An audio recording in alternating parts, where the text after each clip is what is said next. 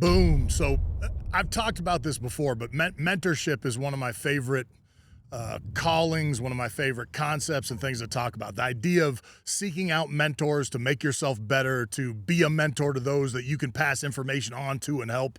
That there's almost nothing better than that. And I find myself doing that across a lot of different dynamics.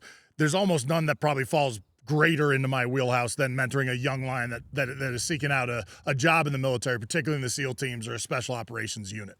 I get guys that want to go enlisted. I get guys that want to go officer. And so both have their own, set of ideas that I want to share and thought processes that they might think of a little bit separately from the other.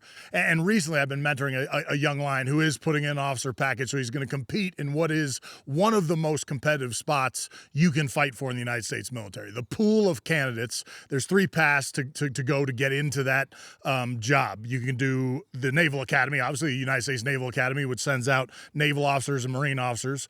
You can go ROTC, which is the Reserve Officer Training Corps at any college that has one of those. And the other pool is OCS, Officer Candidate School. That was my commissioning route. So I had finished 4 years of college, applied to OCS to become a SEAL. That you do a short officer school and then go to your specialty in training and go do that job. The peer groups that are the most competitive, and this is splitting hairs, but the academy peer group is very, very competitive. The folks that have been in the academy for 3 years, now it's their time to select for an actual job. And then the OCS pool, because it's such a diverse, dynamic, unbelievable background of folks, because they could be coming from any college, any different athletic or kind of upbringing you can imagine to kind of try and get that spot. One of the reasons I have a good perspective on this is I actually was on the selection board one of the years we were picking SEAL officers while I was on active duty in the SEAL team. So you have 5 or 6 officers that sit on a board. All these people have been vetted. They've already competed through a lot of different levels to get to that interview. And then they get an interview, which has to be otherworldly intimidating. When I went through, they didn't even have this interview process. You just submitted a paper, application package, and then they whittled through that to find who the candidates would be. But you got to sit in front of these officers and basically plead your case. Tell them about yourself and tell them who you are and why you think you'd be a good fit for the SEAL teams as an officer. One of the guys that I'll never forget, this one's probably a what not to do type story, and I've got I'll tell another one that's very much about what to do. But we had a candidate that comes in, and so every candidate that comes in, we're going to read their file. Every officer that's on the selection board will read a file where they're from, their grades, their school, their background, letters of recommendation, little blurb about them, and then they come in for the interview. On this particular candidate's application or his interview packet, it said that he was a full conversational in Arabic. Now, look, having a language is not a bad thing to throw a feather in the cap of your package because, in particular, if it's a language of our enemies or something we're going to see on the battlefield, that's a nice little thing. So we see this and we're like, great, sounds good.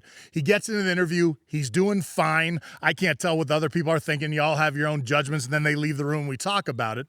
But at one point, one of my colleagues turns to him and says, hey, I see it here. It says you speak Arabic. And he very confidently is like, oh, yeah, I speak Arabic. He's like, great. My teammate says, describe the house you grew up in Arabic, which would just be a super simple task if you were conversational level in what you claim to be. He kind of pauses. You can tell a little bit of his face flushes, and then he starts trying to get some words out in Arabic. And you don't need to know anything about Arabic to know this guy doesn't speak Arabic. So, or not on a level that's going to be helpful. So he kind of stumbles a little bit back and forth. And before I get a chance to say something, my buddy who tasked him with that said, hey, you said you spoke Arabic. It seems like a very simple passage you're struggling with.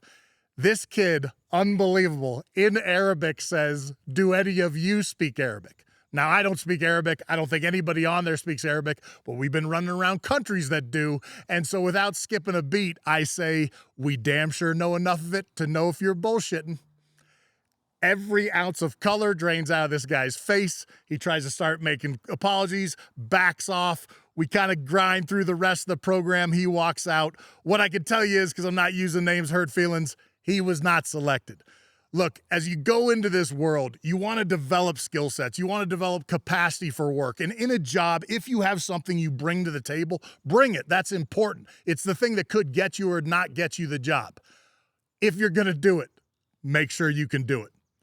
Hey, if you're finding this content for the first time or somebody shared it with you, I don't want you to find it by accident the next time. Whatever platform you're watching this on, subscribe, hit a follow. We'd love to have you.